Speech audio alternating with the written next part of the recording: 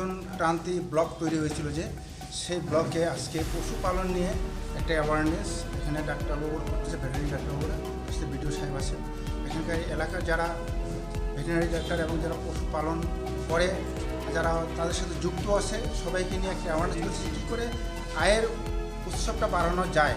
সেই উপলক্ষে আজকে যে অনুষ্ঠানটা করলে আমরা চাচ্ছি এইটা গ্রামে গঞ্জে ছড়িয়ে দিতে হবে, পশুপালনটা যেন সবাই করে এবং যে যেরকম মুরগি পালন করে, হাঁস পালন, ছাগল, গরু, যার যত সামর্থ্য সেইভাবে যদি অল্প পয়সা দিয়ে কিন্তু আয় করা যায়। তাই আমি সবাইকে বলবো আমাদের আজকে যে অনুষ্ঠানটা হলো, যে প্রশিক্ষণটা দিচ্ছে তার সাথে সাথে বাচ্চাদের একটা ভালো একটা অনুষ্ঠান দেখলাম, বসে এখন একটা প্রতিযোগিতা করছে, সবাইকে নিয়ে আসে একত্র হয়ে ডাক্তারবাবুরা এবং যারা এখানে ডাক্তারবাবুদের যারা স্টাফ আছে গ্রামে গঞ্জে সবাইকে নিয়ে একটা অ্যাওয়ারনেস করতেছে। আমি খুব খুশি হলাম যে আজকে এই অনুষ্ঠানের মাধ্যম দিয়ে মানুষকে একটা অ্যাওয়ারনেস করা, আর এই অ্যাওয়ারনেসটার মাধ্যম দিয়ে আমরা অনেক উন্নতির রাস্তা দেখব। সবাই মিলে যেন আমরা একত্রভাবে চলতে পারি, এটার মধ্যে যেন কেউ হিংসা না করে। আমরা রাজনৈতিকভাবে বিভিন্নভাবে থাকলেও মানুষকে যেন আমরা আয়ের উন্নতিটা যেন সবাই মিলে ধরাই দিতে পারি, দেখাই দিতে পারি, এটাতে একত্র হয়ে কাজ করলে হয়তো আমার মনে হয় গ্রাম উন্নত হবে।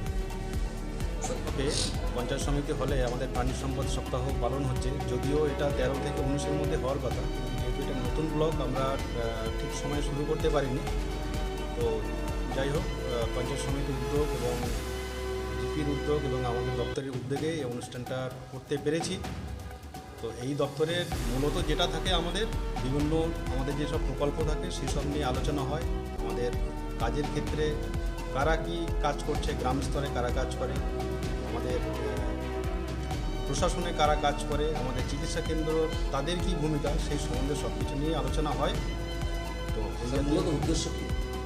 মূলত উদ্দেশ্য কিন্তু অ্যাওয়ারনেস করা, যে আমাদের এই দপ্তরে এই কাজ হয়, এই প্রকল্পে কী কী প্রকল্প আছে, এই প্রকল্পে কী কী দেওয়া হয়। যেমন আমাদের মুরগি দেওয়া হয়, হাঁস দেওয়া হয়, ছাগল দেওয়া হচ্ছে, গরু দেওয়া হয়, কখনো কখনো শুকরও দেওয়া হয়। কী কী কর্মসূচি ছিল আজকে? মূলত এই অনুষ্ঠানের অ্যাওয়ারনেস একটা আছে, সঙ্গে বাচ্চাদের অঙ্কন প্রতিযোগিতা আছে এবং চাষি ভাই যারা ভালো জাতের অন্য জাতের গরু পোষেন আর কি, তাদের হচ্ছে গাভী প্রদর্শনী, বকনা বাছুর প্রদর্শনী আছে এবং সেক্ষেত্রে পুরস্কারের ব্যবস্থাও আছে। আজকের প্রোগ্রামটা হচ্ছে প্রাণী সপ্তাহ, একটা সম্পদ প্রোগ্রাম।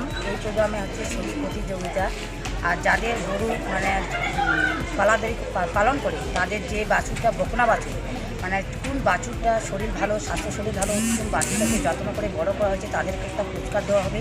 আর এই অনুষ্ঠানে আমাদের উপস্থিত ছিলেন আমাদের পঞ্চায়েত সমিতির সভাপতি পঞ্চানন রায়, উপস্থিত ছিলেন আমাদের ক্রান্তি বিডিও সাহেব প্রবীণ কুমার সিনহা, উপস্থিত ছিলেন আমাদের বিএলডিও স্যার, উপস্থিত ছিলেন আমার এই অঞ্চলের প্রধান বসুন্ধরা দাস, উপস্থিত ছিলেন আমাদের কর্মাধ্যক্ষ